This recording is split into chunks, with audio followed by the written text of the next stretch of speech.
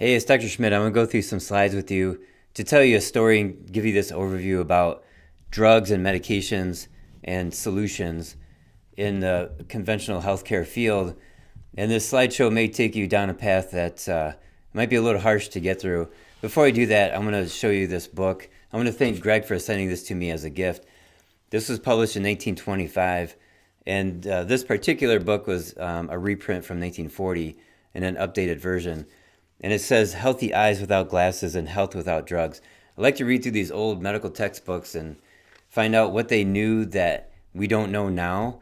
And also, there's also some ridiculousness in there where they thought something was true, but it's not true.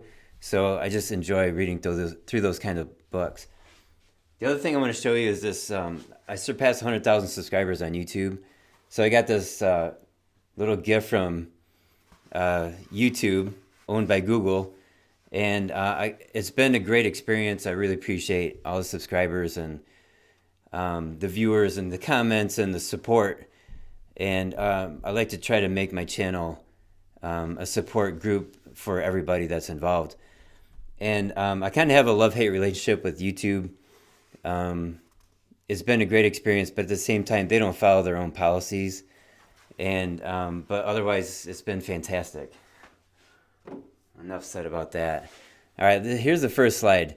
So in the upper left corner, I want you to focus on, it says right here, we are the Drug Policy Alliance. And we're going to talk about this organization and what they're up to and alternatives to what they're up to. So this is an article that says, can MDMA be used as medicine or therapy? So MDMA says here, popular at festivals, concerts, clubs. Ecstasy is what it is. What they're saying is, can it be used as traditional psychotherapy? And the first three words are in short, yes. Okay, so I mean, this isn't any different than using cocaine in Coca-Cola over 100 years ago. It's not any different than medical doctors using heroin and then people getting addicted to heroin. Then they create methadone, which is just another heroin derivative. Now people get addicted to methadone and they die from these drugs. So now we're taking a street drug and the conventional medical people, especially the Drug Policy Alliance, are saying, yes, we should use this as psychotherapy. So this is the Drug Policy Alliance. You can look up their website, and founded in July 2000. So it's a new group headquartered in New York City. It's a nonprofit and led by the executive director Ethan Nadelman, with the principal goal of ending the American war on drugs. So in their website, they're saying that Ethan Nadelman is the original drug czar, and it also gives his background. And they just said that in college he was a druggie, and that's just been his life. He's just spreading drugs. That's what he's trying to do. Now, it all comes down to money. So who funds this Drug Policy Alliance? Do you want to make a guess? He's the ugliest man in the world, and hopefully he dies someday. And when he dies, sane people like you and I will make a toast and will tip our glasses for his funeral. George Soros.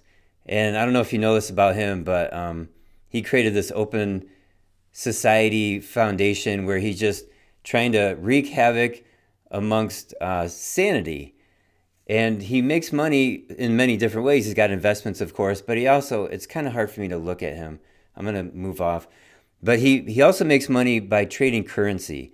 So he buys and sells countries' currencies, and then he plays games in their culture, and he tries to destroy various cultures so that he can make money by selling and trading currency. So anyways, there's a lot of controversy around him, and there's his name right there, George Soros. He's one of the founders. All right, so they have a 5-step strategy, the Drug Policy Alliance, and in these 5 steps, they're trying to make drugs normal. So step 1, they're trying to legalize medical marijuana, and then step 2 is the legalization of recreational marijuana. And then step 3 is a decriminalization of all drugs or one drug at a time.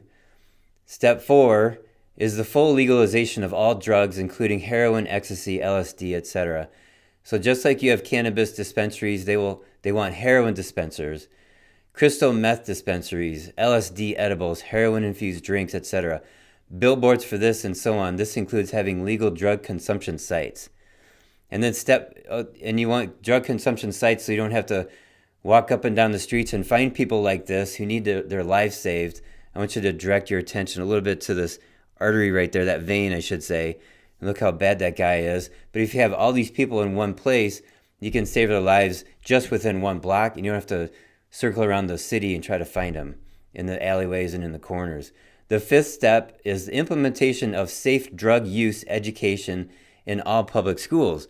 So what that means is your 7th grade kid is in school and they teach you how to use heroin, because if you weigh 140 pounds, here's your dosage. You can take this much heroin and not die. But if you're a female and you only weigh 100 pounds, here's your dosage for heroin, and here's your dosage for ecstasy.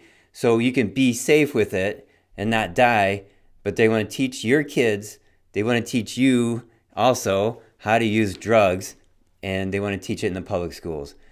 Now, this is their philosophy about drugs.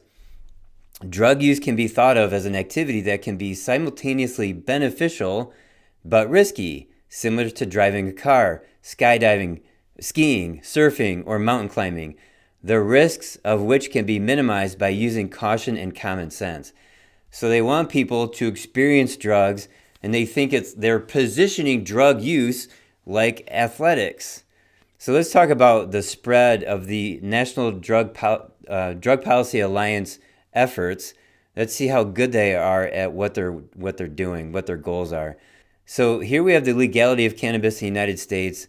The dark green, it's legal, and then we have legal for medicinal use in the lighter green, and then the gray is prohibited for any use. I'm in Michigan right here, so it's legal for any use where I'm at. So here we have Canada becomes the second nation in the world to legalize marijuana. And South Africa's highest court legalizes cannabis use. Mexico's incoming government moves to legalize marijuana. Whole nation's doing this. The state of Oregon bill decriminalizes possession of heroin, cocaine, and other drugs. Oregon just became the first state to defelonize hard drugs. And it says here, reason number 11 to love Portland right now. So this author, his name is Matthew Corfage. This is from February of 2018. It says, Needle Park. Syringe needles are scattered throughout downtown Portland. That's a reason to love Portland. Like this one, this syringe, right here in this bottle, near the Broadway Bridge. But homeless people say the preferred drug on Portland streets isn't heroin, but methamphetamine, which can be smoked, eaten, or injected. Oh, that's great. Let's love Portland, because everybody on the streets who are homeless, they love meth, and that's a great thing to love. It's absolutely ridiculous. All right, here's proposed California ballot measure to decriminalize hallucinogenic mushrooms. The FDA designates MDMA ecstasy as a breakthrough therapy for PTSD, post-traumatic stress disorder. So yeah, let's use all the drugs for any reason, basically, is the goal. FDA approves psychedelic magic mushrooms, ingredient psilocybin for depression trial. That's a trial. That was August of last year. You know what? I mean, there's nutrients. These people who are patients that they're considering taking drugs need to get a good nutritional workup. And their diet probably is horrible, and they're not eating enough red meat, to be honest. And look, here's a few supplements. How about some nutritional supplements? And you can't think that these are wimpy. These are actually very powerful because you're working with the body. And if your conventional therapies suck, it's because you're trying to fight against the body. You're doing this, and this is stupid. You work with the body, and it requires nutrients, and it requires awesome, awesome food. I did a video about 6 weeks ago where I said, most psychiatric disorders are a deficiency of red meat. I believe that to be very true. All right, Iowa lawmaker proposes decriminalizing psychedelics. Mind-altering ketamine-like drug okayed for severe depression. I mean, I've helped people with severe depression. And yeah, it takes some work, it takes some effort, it takes some holistic management. All right, Ithaca, New York. Ithaca's anti-heroin plan, open a site to shoot heroin. That's a fantastic plan. How about if you have a plan where you prevent people from going on drugs and then supplying the right nutrients so that they can attain superior health? France's first drug consumption room inaugurated in Paris. So France has one. Victoria, Canada, first supervised drug consumption site will take a year to open. Safe injection sites in San Francisco could be first in U.S. Yeah, you can have this indoors. That person looks dead. Have it all concentrated in one building. I guess that's better than on the streets, but it's still not the right way to go. Here's Denver. Denver's Clean Needle Exchange Program. 3,000 new clean needles are given out for free every single day. So if you're a druggie, go to Denver, go to Portland, Oregon, and you get free food. You're homeless, they're gonna feed you, they're gonna give you needles, they're gonna drug you, and it's all legal, so you never get arrested. You end up on the sidewalk, and you crap your pants, you puke on the sidewalk. And in San Francisco, they have hired people to walk around the streets and clean up human waste. Those people are paid $186,000 a year to do that. So that is not the right way to spend your money if you're a city or a state.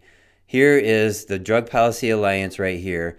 This is a pamphlet or a booklet. It says a reality-based approach to teens and drugs. So they're teaching the teens how to take drugs.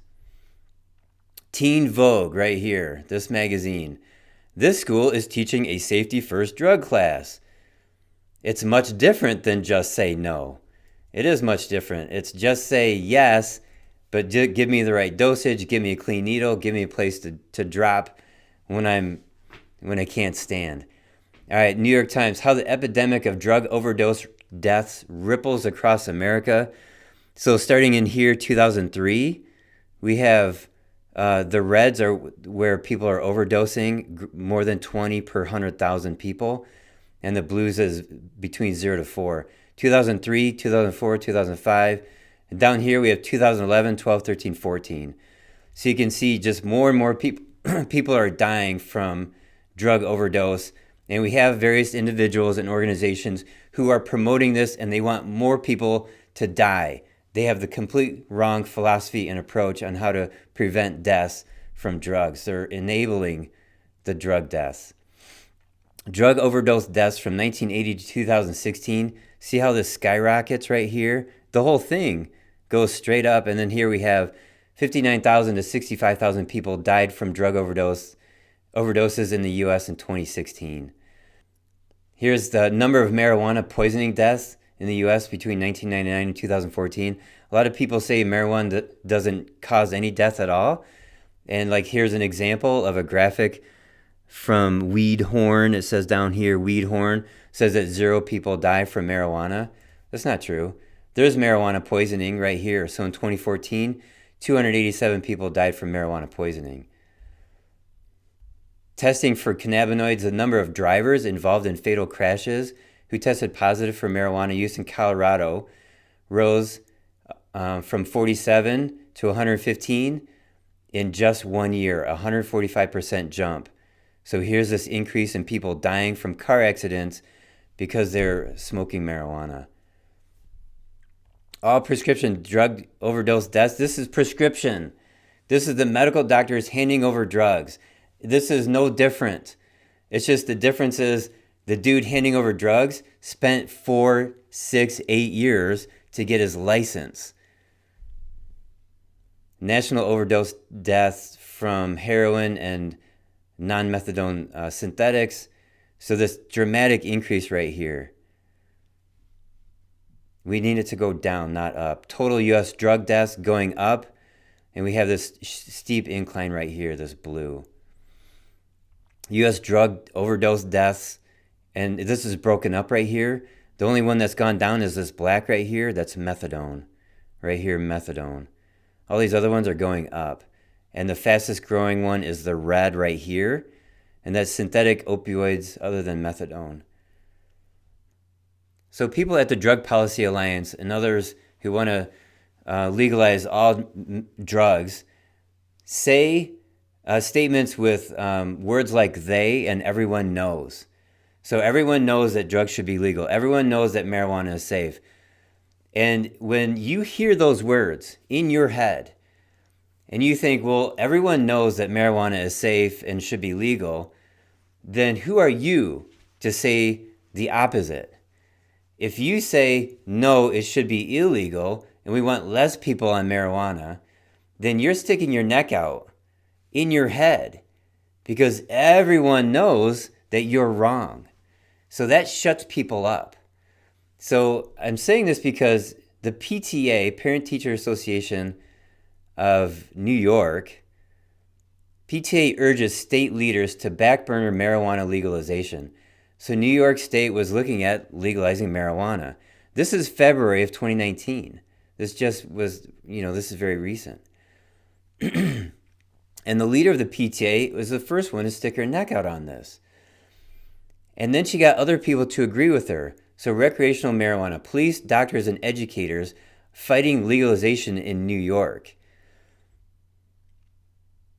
And so here's Laura Curran to oppose legalized marijuana in Nassau in New York. So now we're getting politicians involved. So these are the people fighting the movement of the Drug Policy Alliance. Here's the New York State PTA up here. It says, our respective organizations oppose proposals to legalize the recreational use of marijuana and urge this issue be removed from state budget negotiations, March 12, 2019.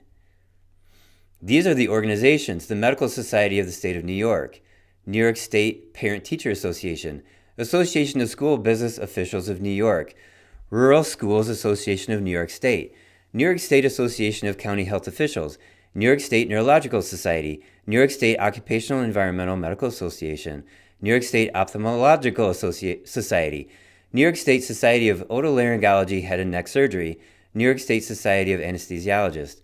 Smart Approaches to Marijuana.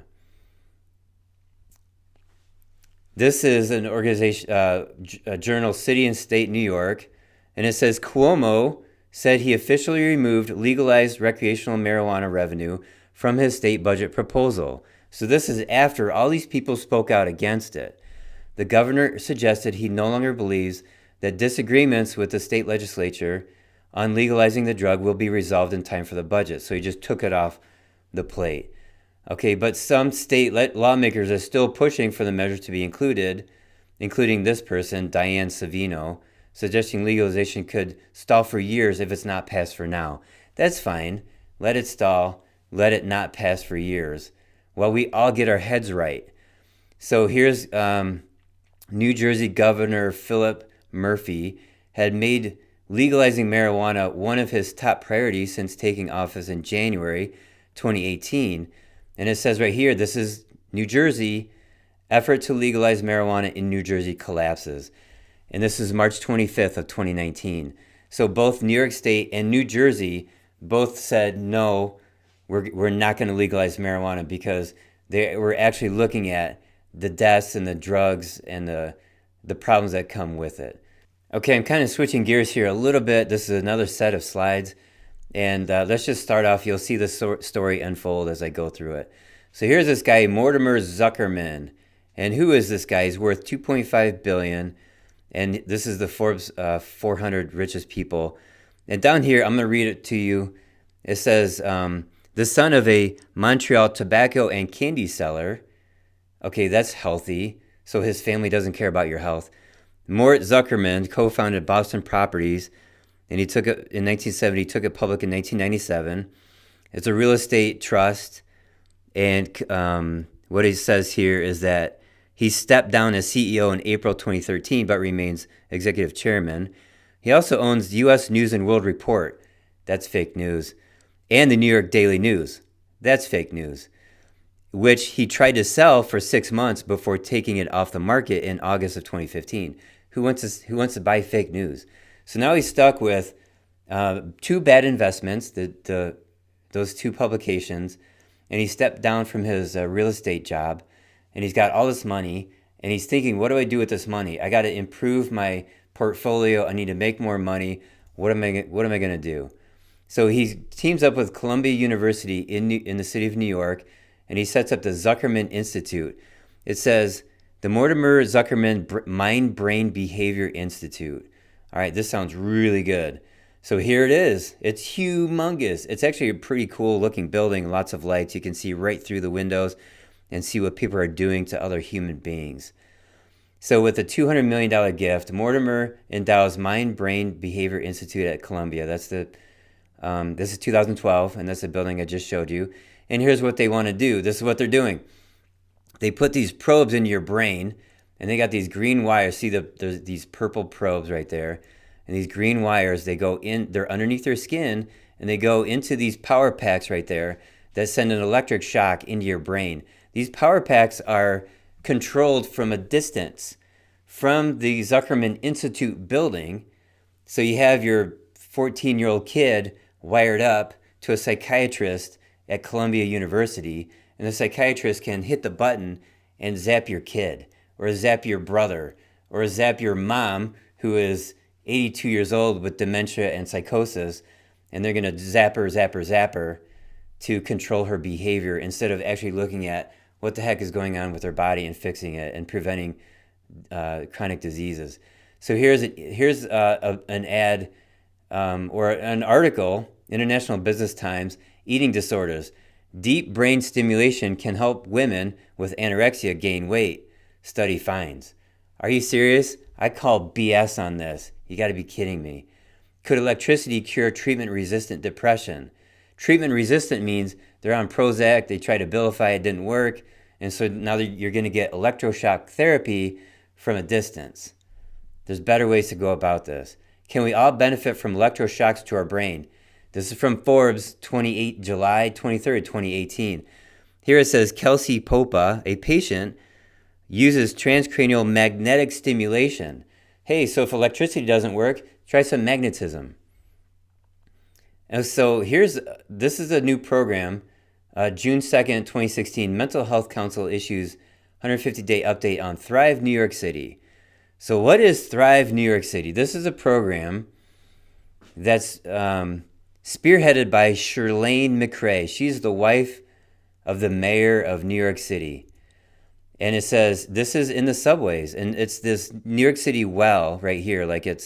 These are ads. So if you don't feel good, you call New York NYC well, and they give you support. They give you drugs, they give you electroshock, they give you magnetism, pulse magnetism. So here's a woman, she doesn't feel too good. She's sitting at home, and she's calling. It says, connect, and I can't read what else it says. Here's a gentleman, he's a business dude, and he's at work and he's stressed out, so he's going to call up and he's going to get some drugs. Here's Shirlane McRae sending out a tweet from December 2nd, 2016. All, capitalized, all of our schools deserve mental health services, especially those without an on-site clinic. So she wants a psychiatrist or a mental health service in every single school. So your kid is crying because whatever reason, man, kids cry. Go see the psychiatrist. They will put you on Prozac. They will electroshock your brain. This is not cool at all. So 3 days later, she says, mental depression is common, but too often hidden. We're making sure our New York City moms are taken care of. Taken care of with what? All right, so here's Thrive New York City starting off a program, Mental Health First Aid. So you can get trained up. It says every year, 1 in 5 people will deal with a mental health issue. So, 1 in 4 people are on psych drugs, like Prozac or whatever. So they're trying to spread their goodwill, but you can be trained. Learn to help someone who might be suffering right in front of you. So if you learn what they're teaching you, and it's a free 8-hour course, by the way, and you get a 3-year certification in mental health first aid. Okay, so you're qualified after 8 hours to call these people, the Office of Mental Health Police in New York City. You can call these people and say, you know what, I think my neighbor is depressed. So come get him, put him in your car and drive away, and then put him in a psych ward and drug him. You know what depression is a lot of times? You feel bad after you eat crappy food. You have pasta for dinner one night. You wake up groggy. You have a hard time getting out of bed. If you have a hard time getting out of bed, that's depression. And you feel like groggy. Your brain is groggy. You don't want to move. You don't want to talk to people because your body is filled with white refined flour. It's just that simple. So New York, Virginia become first to require mental health education in schools. What is their definition of mental health education? Okay, back to this Thrive New York City, a mental health initiative comes under scrutiny. So they're doing some unethical things or maybe illegal things. This is from February 27th, 2019. This is just a couple months ago. And it says the program spearheaded by Shirlane McRae, wife of Mayor Bill de Blasio, has an annual budget of $250 million, $250 million per year. Oh my gosh, what are they doing? De Blasio and co-mayor, wife, have wasted $1.8 billion of taxpayer money. This is February 28th, 2019.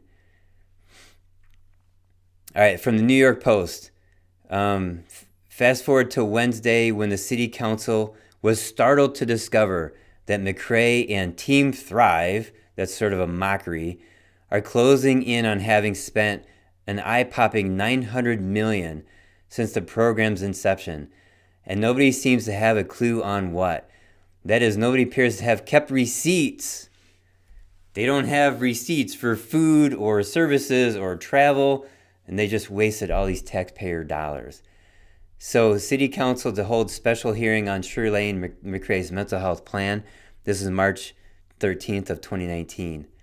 So there you have it. These are unethical people who are doing unethical things to other human beings, and they're calling it help when it's actually not real help. It's just more chemical poisoning.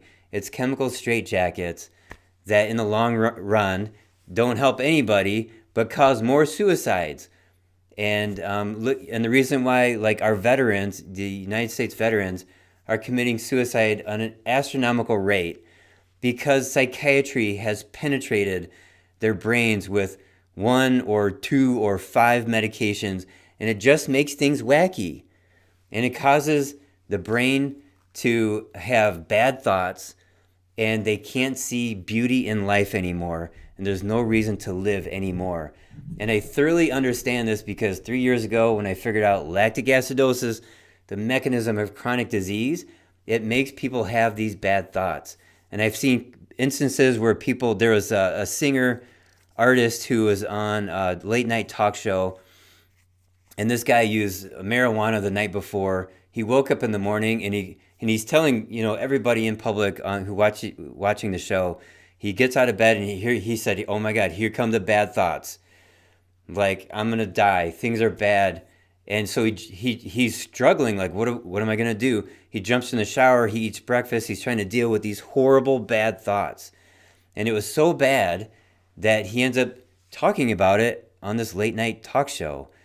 And I could probably find it on YouTube, and maybe I'll post a link below if I find that segment. So there you go. So now it comes down to money. So we got this Mortimer guy, a billionaire, trying to get you on drugs, and you got George Soros, another billionaire, trying to get you and your kids and your family on drugs. And I got to say, grandparents are not immune to this. I had a patient, she's a grandmotherly person in her late 70s. Her drug dealer was a medical doctor in a town south of Ann Arbor. And she was on Percocet, and one day her purse opened up and it had spilled, and the pills were scattered all throughout the floor.